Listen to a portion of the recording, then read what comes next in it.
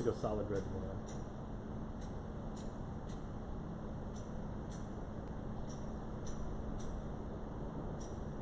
Good day, everyone. I'm Ken Quintanilla, and we're here at the Pacific Star Hotel, where the Rotary Club of Guam is hosting a forum for the candidates running for the Consolidated Commission on Utilities. All three people are running for a two-year term on this. For a four-year term on the CCU for 2 seats. It's interesting to note that 3 of the candidates who are running, they all have served on the CCU before. They are Eloy, Hara, Judi, Guthertz, and Joey Duenas, and they all have years of experience in government and private sector service. For Eloy Hara, he served as the administrator of the Guam Memorial Hospital, the executive director of the Civil Service Commission, and even the deputy general manager of the Guam Power Authority. For Judi Guthertz, she has served years as a professor at the University of Guam teaching public administration and legal studies, and is even a 3-term senator, having served in the 29th, 30th, and 31st Guam legislature. And for Joey Duenas, he's actually the current chairman of the CCU and has more than 25 years in the public and private sector, including 7 years as the Rev and Tax Director. Again, all 3 are running for the CCU for the general election, which is on November 8th. And we should also note that this Friday is the deadline to register to vote in the general election. So if you haven't done so yet, you go to your mayor's office or the Guam Election Commission. So we'll see inside what's happening with the forum happening soon. All right. Well, Ken. Hi, everybody. Jason Salas here, and we're very proud to cover this for you. This is the second Rotary Club forum featuring political candidates in as many weeks as, of course, last week we had the congressional one, which featured former Governor Felix Camacho and current incumbent Congresswoman Madeline Berdal. You can actually watch that right now on our Facebook stream. Just go a little bit way back in our timeline. You can actually find that. Now, what's interesting, Ken, about what's expected to be discussed today, because, of course, with the Rotary Club, that's a lot of leaders in the private sector, so there might be some topics because we're dealing with power and water, modernizing Guam's utility system, like if we're going to adopt solar technology within the next 2 years, maybe developing the wastewater system that everybody and reporters like yourself have covered for 5, 6, 7 years. And also, with the recent load shedding, this obviously will be a hot topic for some of these the candidates running who have actually had years of experience on the CCU and dealing with utilities. So that's probably a big issue for them to address as well. Yeah, and of course, a lot of the members of the Rotary Club, once again, these are people from the private sector. They own their own companies or they represent really big companies that provide products and services to the people of Guam. So I think rates and how rates may fluctuate. We've had to face the LEAC for a number of years, on the power front, and then water rates are always kind of making headlines. Will they go up? Will they go down? It's going to be interesting to see how the private sector actually maybe addresses those questions and like what fluctuations in the price of utility services we can see. And they even have, I saw Simon Sanchez in there, who's also a member of the CCU. Yeah. So, and I believe that there's other people from the CCU here as well. So hopefully they bring up some questions that they hope that these people who should come into the CCU will help them in addressing all of these issues. And you talked to a couple of the, I saw you were talking to Eloy Hara inside for a little bit. I was talking to Dr. Judi Guthertz, as you said, long time professor at the University of Guam. I took public administration from Dr. Guthertz. She actually has a vision and a plan of how she wants to address, power and water. What did you get from Mr. Hara? Eloy Hara, he said he served on the CCU between, I believe, 2006 to 2014, and he said the 2 years that he left, he's actually seen a lot of issues come up since he's been gone. So he actually hopes to come back to fix a lot of that stuff that he felt was going well when he was on the CCU. Yeah, now for those of you who may not know, the members of the CCU, it's obviously you're part of a commission, so it's not exactly like being a senator where you can propose policy. You're more like in charge of coming up with the rules by which you run the Guam Power Authority and the Guam Water Works Authority. Again, with the rates thing, you propose rates, you kind of manage that, and then just basically taking the feedback from the community and trying to figure out what is the best way that Guam can enjoy power and water service. Definitely. All right, so let's go on inside and we will begin today's forum. So thanks for streaming us. And you guys are getting just to give you a view of the day today, it is an absolutely gorgeous day here on Tumon Bay, as we are expected to start momentarily.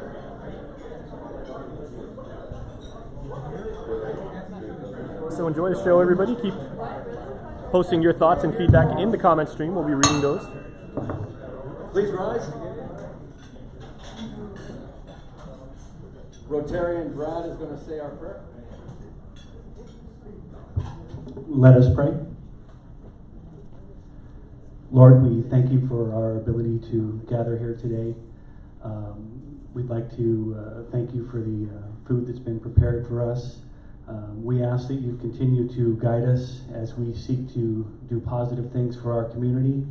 And we also pray that as the holiday season approaches, starting this next week with Halloween, that you keep us all safe. Amen. Now, as all of you know, we are the first and best Rotary Club in Guam, and we also are one of the best, if not the best, singing Rotary clubs on Guam. So we always start off our meetings with a song. And the song, the words are on the table in case you forget them, but I've asked Rotarian Valentino to lead us in today's song. She'll be coming around the mountain when she comes, when she comes. She'll be coming around the mountain when she comes, when she comes. She'll be coming around the mountain, she'll be coming around the mountain, she'll be coming around the mountain when she comes. Nailed it. Please be seated. Absolutely in key.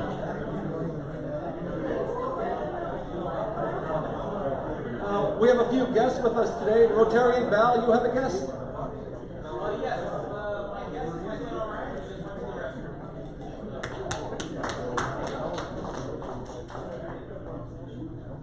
Past President Phil, you have a guest? Yes, it's my pleasure to introduce Simon Sanchez, my partner. Welcome, Simon. Before we get started, we do have a few announcements. I'm really, really happy and pleased to say that we've already got 40 turkeys signed up. Our goal is 75. So if you're interested in signing up for a turkey, please go up to the front desk, put down the name and the amount of turkeys that you want. May Hesh is going to actually be organizing all the turkeys and the delivery, so if you have anything that you want to actually include in that, please get with May. The Rotary Club of Manila field trip, the Goodwill trip, is coming together very, very nicely. We keep adding Rotarians to go on this trip, which is going to be on November 10th. If you're interested in going on the trip and you need accommodations, please send everything to past President Dave Silva. Dave's going to be organizing the trip. We have a pretty good itinerary, and we want to have a good showing when we go over to our mother club. No meeting on the 24th, Thanksgiving, but we will have a joint meeting as the district governor is coming on island that week. The joint meeting is going to be on November 21st at the Guthertz Hotel. Okay, so we're going to have all the meetings. So we'll be sending out a notice, but we will not have a meeting on Thanksgiving. But that week we will have a joint meeting with the other 4 clubs at the Guthertz at noon with the district governor. Finally, our golf tournament, November 26th, CCP. We're actually having a regroup session, happy hour at the Horse and Cow at 6 p.m. on Friday. If you're interested, please meet us at the Horse and Cow on Friday at 6 p.m.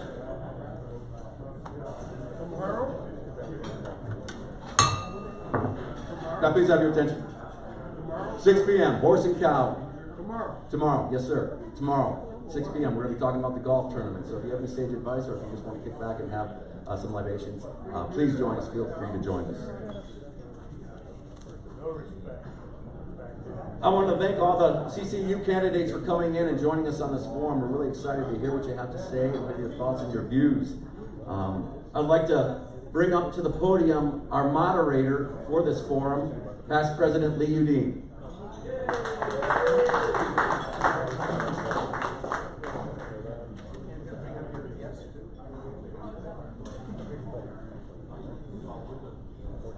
And can I also have the CCU candidates come up here? Dr. Guthertz, Joey Duenas, Eloy, please.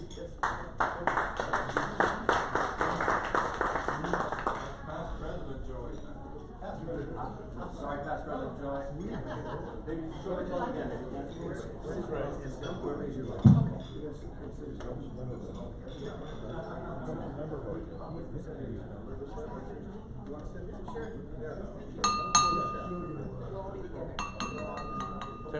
Test.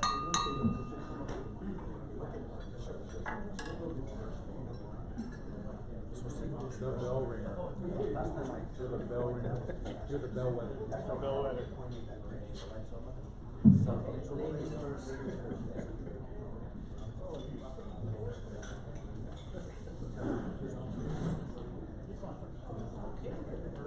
Second ball. Someone told me you had a flu shot, vaccination shot.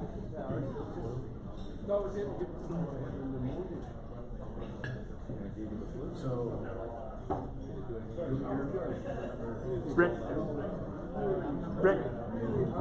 Ricky.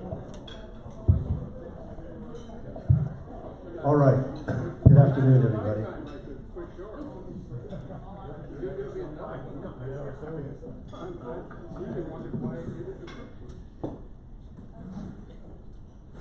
Thank you all very much. And I know I'm getting a little bit old, but I don't think that in the history of Rotary we actually had this kind of debate. We've asked members from the Consolidated Commission on Utilities to come and speak with us. We've had senators, of course, and last week we had congressional delegates, so it's kind of nice, I think, that we've done a little bit different and asking the views of these three candidates who are to my left and in front of you today. All of them, obviously, all of you are very familiar with each of these individuals. One is currently serving on the commission, and the other two have served in the past. So I think that the amount of time that we have allotted them, and the questions I hope coming from the members today, will be insightful, and I believe should stimulate some really good conversation. What I did, instead of flipping a coin, which I had a rough time even saying last week, I asked them to draw pieces of paper which had number 1, number 2, and number 3 on it. So I'm going to ask Mr. Hara to come up first, and then Dr. Guthertz, and then finally past President Joey Duenas. We've asked them to deliver 4 minutes presentation to talk a little bit about themselves and why they're interested in this particular commission. And then after that is done, we're going to go straight to questions from the membership or their guests. And they'll then be allotted 2 minutes each to respond to these questions. And at the end, we've allotted them 1 minute kind of to summarize their thoughts on who they are again and what they plan to accomplish. Okay, again, can you please give a big round of applause to our wonderful timekeeper? He's the man. He does great, and he'll show you his famous paddles. All right, and if you could also show our guest here, you will basically get the green one that says 1 minute left, and then the yellow one that says 30 seconds left, and then the red ones that says timeout. And yes, right, exactly. And then what he does is hits the bell, okay? So be careful when he hits that bell. All right. Paul, thank you again for doing this. All right. We will have Mr. Hara, please come up and give your presentation to the Rotary Club of Guam.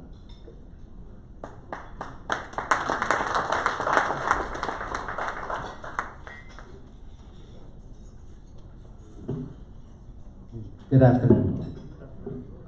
First of all, I want to thank the Rotary Club for giving us this opportunity to, to sell ourselves, or at least express ourselves as to why we want to continue service with the CCU, and we've all been veterans there. Okay, being number one is really a disadvantage because I don't want to share all my trade secrets. However, the facts remain is that the power system and as well as the water system are mandated by federal statutes, mostly the U.S. EPA, and then besides the mandates of various statutes for power and water, there's also the scenario that there are big issues with the recent power outage that took place a few weeks ago. I had not intended to run.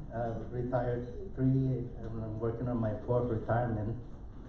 However, when I came back on island and went through another round of load shedding, I said that I think it's time I see if I can get back and exert some pressure where pressure is needed, so that Guam Power can get the newer, better, more efficient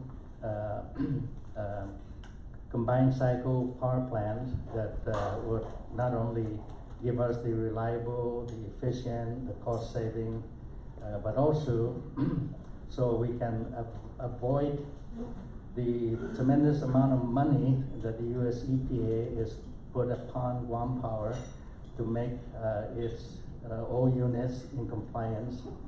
To be exact, US EPA not only could fine us hundreds of millions right now for not being in compliance, but it requires us at least $500 million to make Cabras 1, 2, 3, 4, and all our existing old units be in compliance.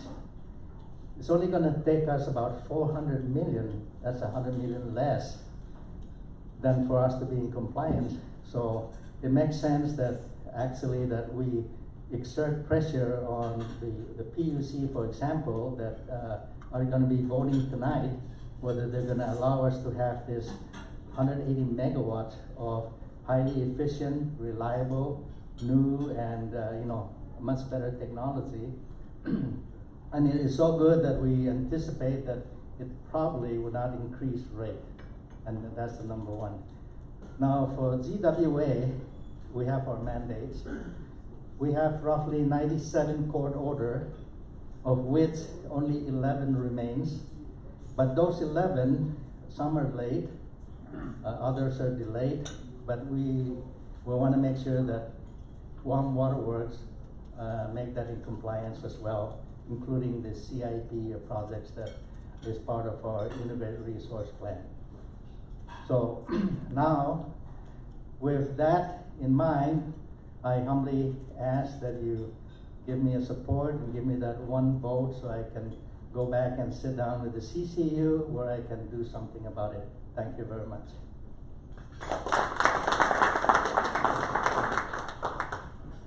Thank you very much. Now I'd like to call upon Dr. Judi Guthertz. Thank you, Lee, and members of the Rotary Club, and Joey and Eloy. I've worked with both Joey and Eloy before in other activities. Eloy and I are active members of the Statehood Guam group as part of the Decolonization Commission, and we're great advocates for statehood for Guam. Ladies and gentlemen, thank you very much, Rotary, for having this program. You know, this is the only group so far that has organized any opportunity for candidates for the CCU to present themselves. So we thank you for this, and we hope that you'll continue this in the future. My name is Judith Guthertz. I was raised on Guam from my infancy. I started school at Weddingdale Elementary School in kindergarten and completed high school at the Academy of Our Lady. I went off island for about 8 years and came back with 4 degrees, joined the University of Guam faculty, taught there for 28 years as a professor of public administration and legal studies. And I've also served our island in other capacities. The last director of public safety, I served in that position, and the first acting chief of the Guam Police Department. And as many of you know, I also had the experience to serve as an island senator for 6 years, which was quite a challenge and a great experience. Since I left the legislature, I've been teaching. I taught at the Department of Education for 2.5 years as a certified teacher. I went through the certification program, took all the required practice exams, because I wanted to find out what was happening in the classrooms and what teachers face every day in the classrooms. Since then, I've also taught as an adjunct professor at Guam Community College, and I continue to do adjunct teaching for the University of Guam. Ladies and gentlemen, when the CCU first was created, and the first CCU took office in 2003, I was a member of the original CCU. And Simon will tell you that when we started, the island had just gone through a terrible typhoon, Ponswana. We had no power, we had no water, we had no managers at GPA, GWA, we had no infrastructure to turn back the lights on or the water on. The island was in a big mess. But we worked together in the dark, the members that were elected to the first CCU. We immediately took our oath of office right after the election, which was I think the first, second week of the typhoon recovery. And we began working to locate and identify potential candidates for manager for GPA and manager for GWA. And things started coming together. One of the big things was when we brought in these massive Russian cargo planes with generation equipment to put the power system back together. So I've been through challenges with the CCU, and what I would like to do this time is be the consumer advocate on the CCU. The consumer advocate for everybody who buys power and buys water or wants to buy power and water from GPA and GWA. I think that's really what's missing right now, is someone that people can talk to about issues with respect to how consumers feel about what the CCU does, because we do affect their lives. I'm concerned, and they are concerned, the people I've talked to, about reliability of service, affordability of service, and frankly, safe drinking water. I was at Tejan High School teaching when we had this issue with the water at GWA being possibly contaminated, either because of some fire activity in the past or military activity. We need to assure our people that our services are reliable. So I want to be the CCU's consumer advocate for everyone on Guam, businesses, residential, individual apartments, condominium, buyers of the services. Thank you very much.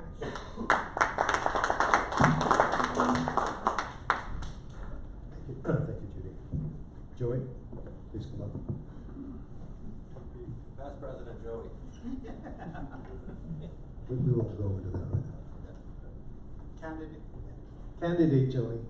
You know, one of the things I have to tell you is, whenever a person decides to put his name out there on a ballot and ask his fellow citizens to vote for him, I really believe that these people are always very sincere in what they want to do for their community, because they subject themselves to public scrutiny.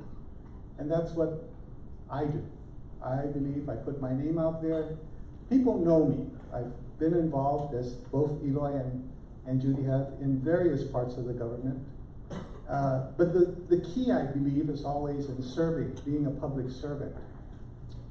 One of the great things that happened in 2002 with the passage of the Consolidated Commission on Utilities by law is it really took a majority, almost all of the politics out of running the municipal electric utility and municipal water and wastewater utility on Guam, and placed it in 5 people elected from the people, the ratepayers, to represent them. And that's a big change. That was a big change, and to me, a fundamental change that improved service. It empowered 5 people to make decisions based on providing good service at the lowest possible cost. And I think all the commissioners that have served in the past, and the commissioners who currently are serving, myself included, have done a great job at doing that. But you know, one of the things is we don't really have a great way of really continually telling the public what we're doing. And maybe it's because we're not really, I would like to think that most of us are not really politicians, but we're public servants. Our mindset is more along public servants. For example, we are very conscious about cutting costs. So this last year that just ended with September 30th for their fiscal year, GPA, as an example, just one example, what it spent on overtime for FY 2016 was 70% less than was spent 2 years ago. 70. We've cut costs. We've cut costs in terms of the number of employees. We've cut costs in all different operational areas. And we've continually strive to improve service. We are very concerned about the environment. We want safe drinking water. We want clean water. We want reliable power and affordable power and water and wastewater services. That's basically the challenge that we have. Somebody asked me, well, what does that mean? Why do you have a PUC? Well, I was on the PUC. Simon Sanchez and I were, and Eloy Hara. And basically, PUC sets rates, But they set rate not just for GPA and GWA, they set rates for the Guam Solid Waste someday in the future. They set rates for the telecommunications company, for our port authority, and for our airport authority. So there is a difference. There's not a duplication. I want to make sure that we kind of understand that there's not a duplication. And the bottom line is, having an elected CCU was really a good thing. So there we are, 3 candidates facing the public, asking you to look at our history, look at us as your fellow citizens, and trusting in you to make the decision that will hopefully help our community improve as we go forward. Thank you very much.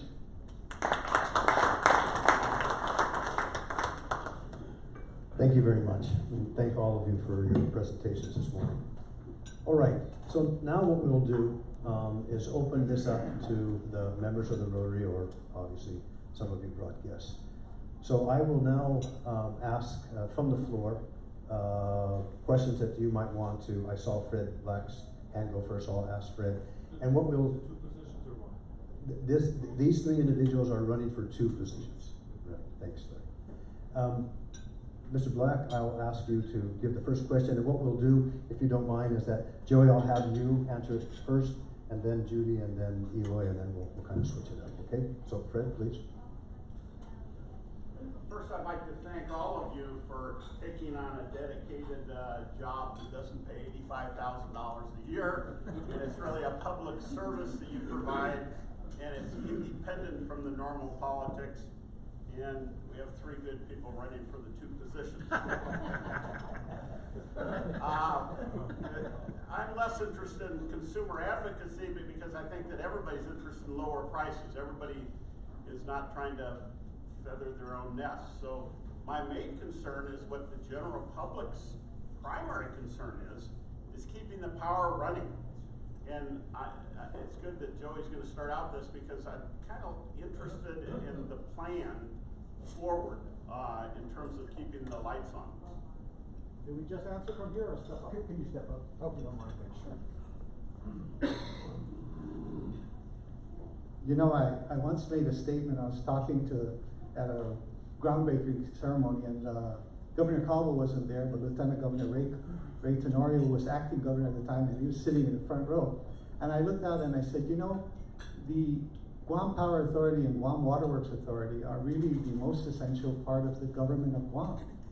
And I looked at him and I said, he's right here, I said, that may sound like an arrogant statement, but it really isn't. It's a very sobering statement. It's a sobering statement for every commissioner, for the managers, down to the guy in the bottom. We recently celebrated a very successful FESPAC celebration on Guam. And I remember somebody saying, hey, we cannot fail. Well, I have to tell you that the people at GPA and GWA, we take that mantra very, very seriously. We cannot fail every moment of every day. So in answer to your question, Fred, power is extremely important. So what we're going to do is we have come across the plan of repowering generation, not building new generation, but building generation to replace aging generation, such as Cabras 1 and 2. The original plan was to replace those 2 and to look about replacing 3 and 4 if it made economic sense. Well, guess what? 3 and 4 decided on their own to take themselves out of the picture. That was the thing Simon told me right away. He said, gee, Joey, they decided they were going to go out. So the short answer is we're going to repower generation. We believe we can do this with no rate increase. And we believe that it's going to improve service, which is very important to this community. Thank you very much. Thank you very much. Just like you, I've been reading about GPA's plans to add new capacity to the power system, and also GWA's efforts to replace aging waterworks facilities with new ones. And you know, all of this does cost money. We know that GPA wants to work with private partners on this new initiative to add new capacity to replace old infrastructure. And we know that GWA has raised rates and will continue to do so over the next 2 years in order to generate the money it needs to put in new waterworks infrastructure. I'm a person that believes in analytics, and I'm data driven. And I want to look at the costs involved and the cost benefits involved. I support as much privatization as possible where it makes sense. I support partnerships, and GPA, GWA has embarked on partnerships with private providers, and I think this works well for our system on Guam. But somebody on the CCU really has to pay attention to the analytics on a regular basis, to the financial aspects of these activities, and that's what I want to do, and I want to be able to explain this to the public. The public doesn't understand all the numbers involved in a way that they can comprehend easily. So I want to translate these costs and what it will mean to them in terms of their own expenses in a way that they can understand. And I also want to make sure that we can justify whatever costs are involved, not just now, but down the line. I notice it's predicted that with this new capacity being proposed, these new generation capacities being proposed, that there may not be any increase in rates now. But there's also some discussion that was in the report yesterday that down the road there may be some costs. So I want to look at that and make sure that we are making the right decisions if I'm a member of the CCU on behalf of the ratepayers. Thank you very much.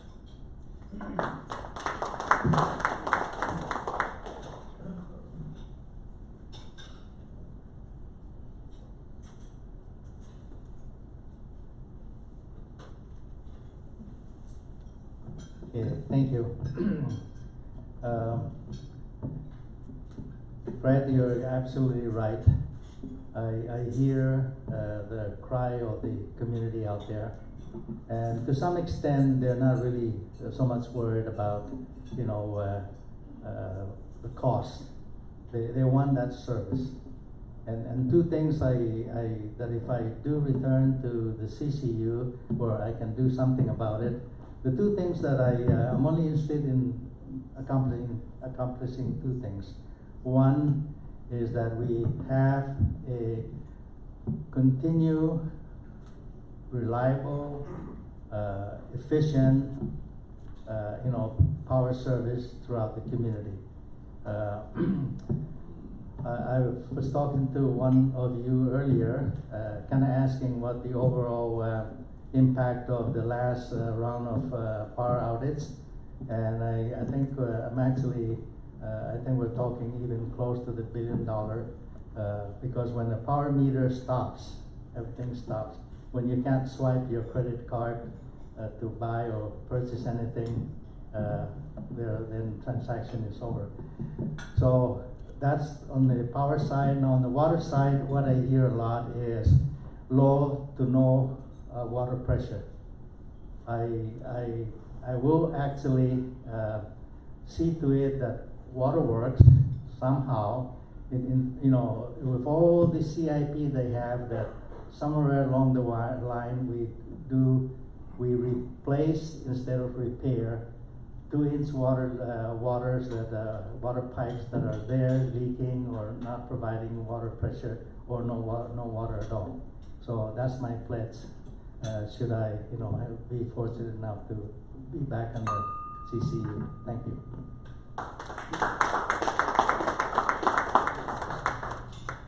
Thank you very much. All right. Please, sure. This time I think what I'll do is ask Judi, if you don't mind, to take the first one, and then Joey, and then actually Eloy, and then Joey. Okay. Please. Good afternoon. I'd like to thank everybody for coming today and standing in front of this group and taking our questions. And so I have a question I'd like to ask you. I came here in 1969, and at that time, every day there was power outages, and you get in the telephone, you pick up a telephone, and you wait for about 30 minutes before you ever got a dial tone. Well, in that time, the telephone company has been sold and it's been privatized. And I think I can thank Carl here for being one that helped push it through. Yes. I voted for it. Now, we still have power outages today, just like we had in 1969. It hasn't changed very much. In that amount of time, I've heard governors, I've heard directors, I've heard people from CCU all saying, oh, we get even better, we have this plan for this, we borrowed money for that, we're doing all these things, but not a damn thing has really changed. My power went out this morning at my house, okay? Would any of you consider going out and help push to privatize this whole system? Thank you, Jim, for first your observation and your comments. I don't oppose privatization of the utilities. I'm open-minded because I've seen that private-public partnerships can work. The design of such an initiative, though, would have to be well thought out and carefully crafted, similar to the GTA privatization initiative. I'm just as concerned as you are about reliability of service. And that's part of being a consumer advocate, making sure that the services that people pay for, they're receiving. I think one of the problems that I see in our utilities is they have very poor, to be frank with you, public communications. They have a long way to go to improve their communications with the public. During the last round of the blackouts that we experienced, we didn't get a lot of good information about what was happening, when service would be restored, and that's like it was 20 years ago. So I agree with you, that has to stop. Public-private partnerships, I think, are valuable. Full privatization should not be taken off the table. If it could be justified from a financial perspective, and if it's in the interest of the people of Guam. So I'm open-minded on it. Thank you.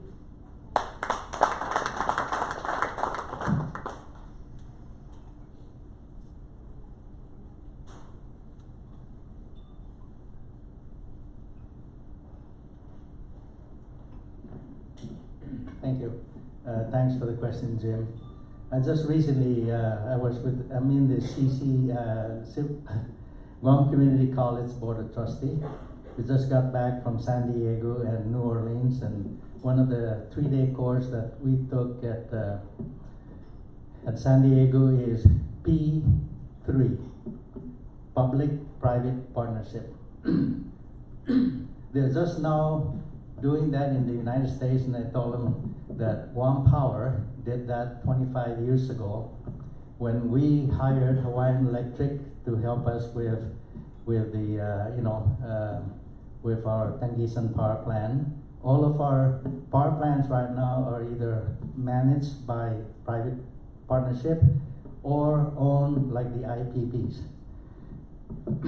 So we are using public-private partnership method to help us, where cash is not necessarily available. Now the IPP is totally owned by the independent power producers, and we buy power from them. But even they, like right now, are, they have problems too. So even though I do, at least I keep open-minded that total privatization to me may not be the best approach, because it will constitute a total monopoly, not like the Guam telephone and the communication where almost everybody can jump in. Power, water, wastewater utility would almost be a total monopoly, and that may not be in the best interest of the community that we serve. Thank you.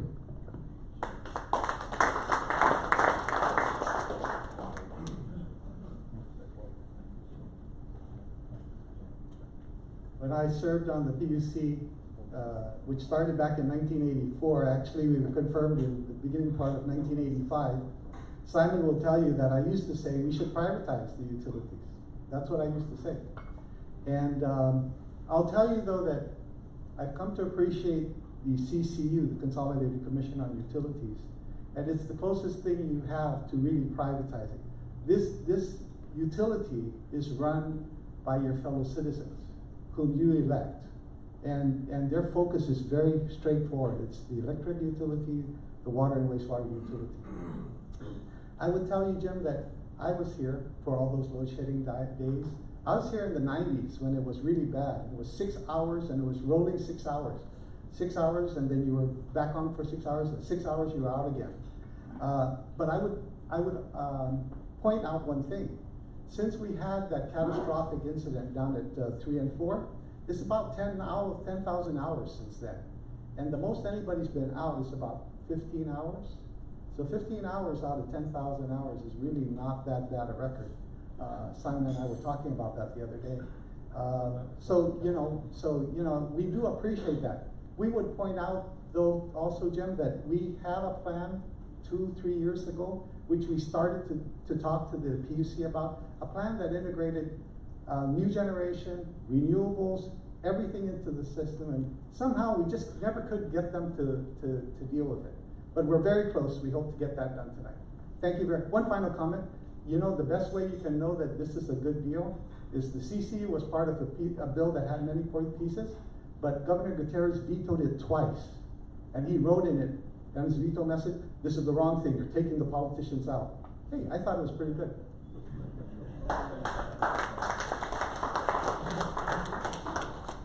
Great. Thanks, Jim, for your question. All right, yes, go to the back of the room. David, I see your hand up. Please. I'll get a comment and maybe get your opinion on it, but we're going to be in rolling blackouts on and off again for the next 3 to 5 years because of the power situation. And one of the things that's been glaring to me this time around is there's been no communication to try to reduce power, no commitment to let people know, okay, for the next 10 days we're going to be in a situation here, everybody, can you do this or that to reduce your power consumption so that we can reduce the loads? And I want to see what your positions would be to help with the communication process. And the second one is I would like to ask you regarding Tumon.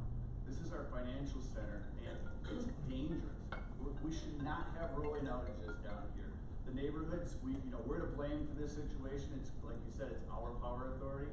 But to allow for the power to be down out here with the roads without the lights and having tourists risk their lives, people will say, well, everyone needs to share. These people have saved for the whole year to get their vacation money up. They shouldn't have to share in what we've caused. And so I would like your position on removing Tumon from the rolling outages, and then what your plan is to help communicate better so that we don't have to have the extension on the rolling as much as we can. Thanks. Thanks, David. Eloy, I'll have you, Mr. Hara, come up and answer that first, and then Judi, and then Joey.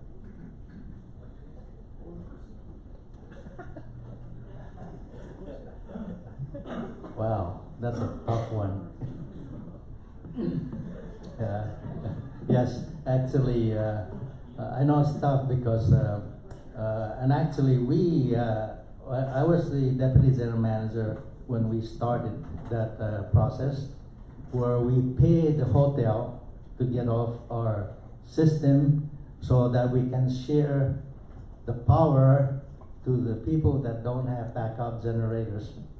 And unfortunately, some of our smaller residential here, even in Tumon, don't have that luxury. So, that's why I say it's difficult, because some also have to bite the bullet, unnecessarily. However, I guess the best answer to that again is to make sure that we have, the reliable, the efficient and economic power that we needed.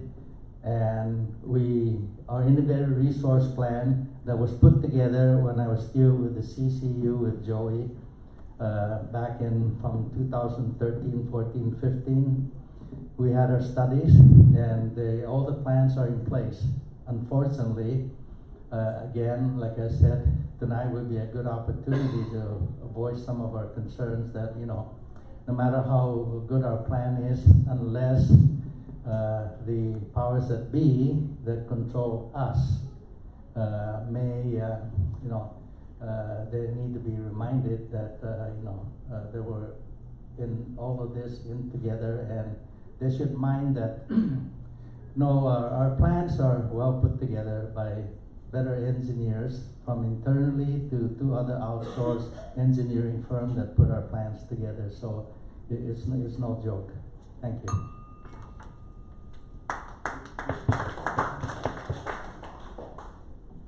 Thank you very much. Simple response. If we can keep the power on during outages or outage periods at Guam Memorial Hospital, we should be able to keep the power on in Tumon, particularly along Hotel Row, and particularly with reference to the public infrastructure in the area, the lighting, the traffic lights, for safety for our visitors and those who work down here. So I don't have a problem with that. I would support that, and I would ensure it was a priority. As far as communications, as I said earlier, I don't think GPA or GWA does a good job in public information. It has to improve. And it should have a general order on what to do when the water goes out and the lights go out. 1 to 20, these are the steps that the Public Information Office should follow and implement. And one of the most important parts of that is to keep the public informed. Not every day, just once a day, but every hour on the hour. Where are we now? What's the situation with the power? When's it coming back in this village? When's it coming back in that village? People have a right to know when they will get back their services. And that is absent right now. They don't have a general idea when services are to be returned. So I would focus on the public information lapses at GPA and GWA.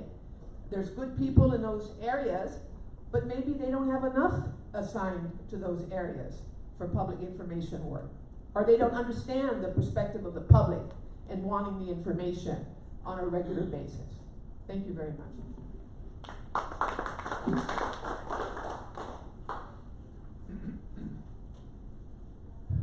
You know, when it comes to who would you cut from the load, our largest customer is really the Department of Defense. They represent 20% of our revenue. And even they are on a load shedding schedule. It's a hard one, David, because I guess the point I'm trying to make is we do have a plan, and we had a plan, and then we had an explosion and fire. If we didn't have that explosion and fire, we probably wouldn't be experiencing these power outages the way we have been lately. And I'm going to tell you that we have taken good steps to minimize the outages during this particular period. If our plan is implemented the way we believe it should be implemented, we are very confident that we will not be having problems with our power as we have had in the past. In terms of communication, that's a hard one to do. My view is that the general managers of the utilities are really the people. They should be the face of the utilities, and they should be the ones speaking. PIOs will parrot what somebody says, and that's a hard one though. It's something we continue to struggle with, but that's where we are, and we'll continue to try our best. Thank you very much.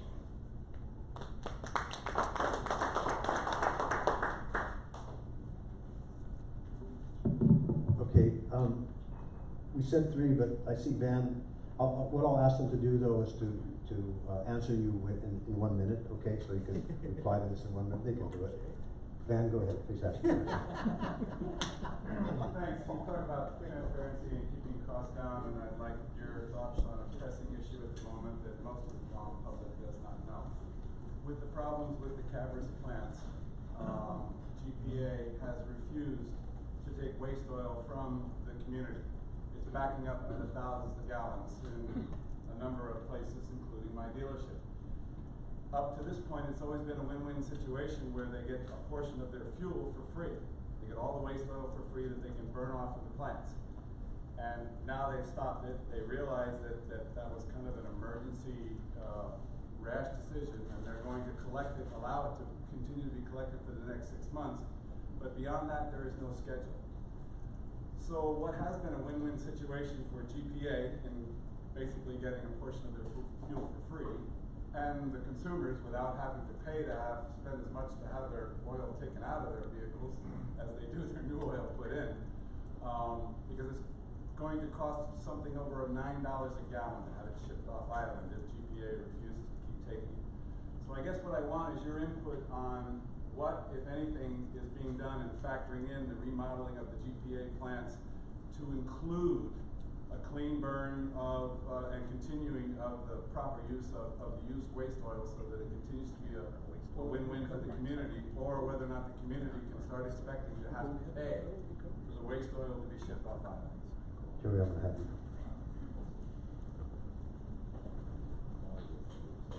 That, Dan, that particular proposal was related to, 6 months from now, but actually, we're not going, I don't believe, and I could be wrong, but I don't believe we're going to be able to continue to do that when we build the new plants.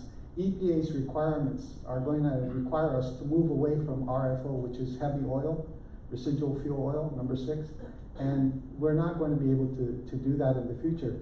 I think that was a recommendation of management. The CCU is going to take that under advisement, and we may moderate that, but definitely in 3 years, when we move to ultra-low sulfur diesel, that won't be available. But I think your concern is one that we will take to heart, and it's not going to be within 6 months, okay? Joy, my feeling isn't for all of you is that if we don't find a solution, I hate to say it, but the reputable companies in the community will do the right thing. A lot of them will not, and it'll get poured out in the backyard. And therefore, it needs to be, there again, that's where it comes down to enforcement.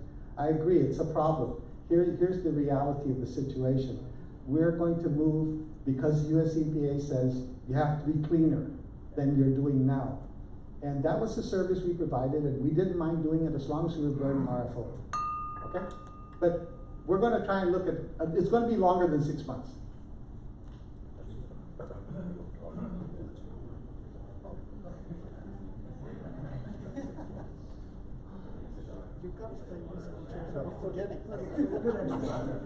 Which is okay. Wow, questions are getting harder to answer. Yes, as my colleague Joey has explained, that it's unfortunate that we can't do freely all the things that we like to do or should do because of the tons of regulation that we're put under. Just like I was telling you that GWA just went through 97 US EPA court order that we have to comply with. Now, I was a very big part of that part with the when we were taking waste oil and dilute it into our big storage tank when our Cabras 1, 2, 3 and the Tangisan plant can burn those. But as the chairman indicated, that may not be available in the near future since we're going to renewable, and with the combined cycle, that will not be possible. Thank you. Well, I think we need to look for alternatives to recycling this material. And I think what the CCU can do is initiate some research as to what alternatives we may have. This may require talking to the EPA, and it may require finding out how other jurisdictions are dealing with this used residue. But there's got to be an answer somewhere, and before I would say we can't do it, I first want to do some research and see if there's other alternatives that we can maybe resolve this way. Thank you.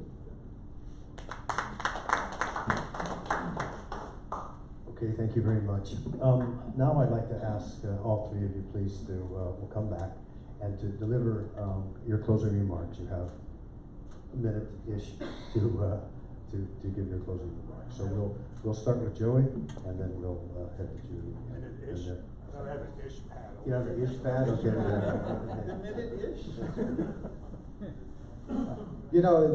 I thank you very much for giving us the opportunity to stand before you, the public, which is what we should do, and to answer your questions and address your concerns. I would tell you that I really believe the CCU is working well and is going to improve the system. You have a much different GPA today than you had in 2003 when the CCU started. You have a much different GWA than you had back in 2003 when CCU started. I remember when we took Judge Francis Taglico Gatewood, to see the northern and then the Agana plant. The Agana plant was all nice and painted. The northern plant had not been painted. And she said, you did that on purpose. You took us up there to show us the ugly plant, and then you brought us down here to show us what you're doing. And I didn't have the heart to tell her, yeah, but they're still both polluting. You know, it's just that one had lipstick on it. So we're getting better. The GWA today is a much different GWA than it was in 2003.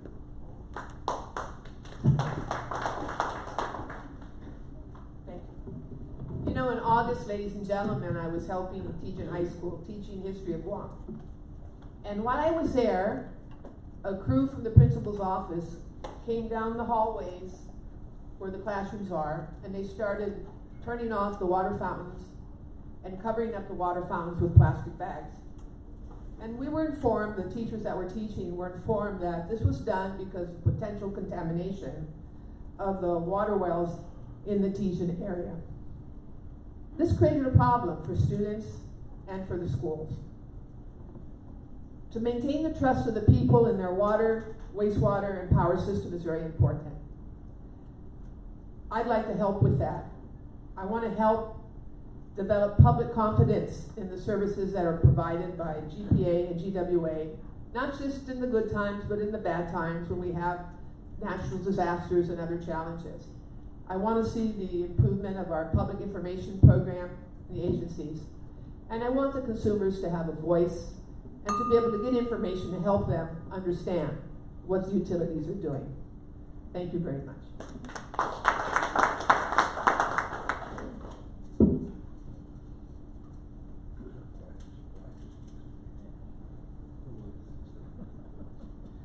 Sounds like probably one of the final thing that I've heard this afternoon is that look like both power and water lacks in the communicating all the things we do or things that needs to be done.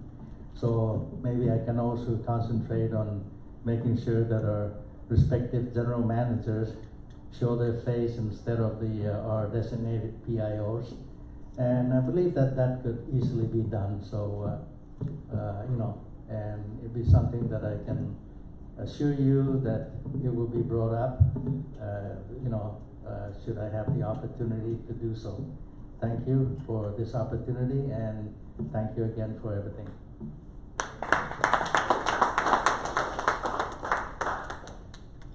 All right, this concludes our forum for today. Can you please give a round of applause for each of these three individuals? Mr. President? It says that 15 hours is pretty good for it. How many hours in Southern California? Dr. Guthertz, Past President Joey Duenas, thank you very much for coming in here and sharing your thoughts and your views. It is very, very enlightening. To conclude the meeting, do we have any Smiles Box donations?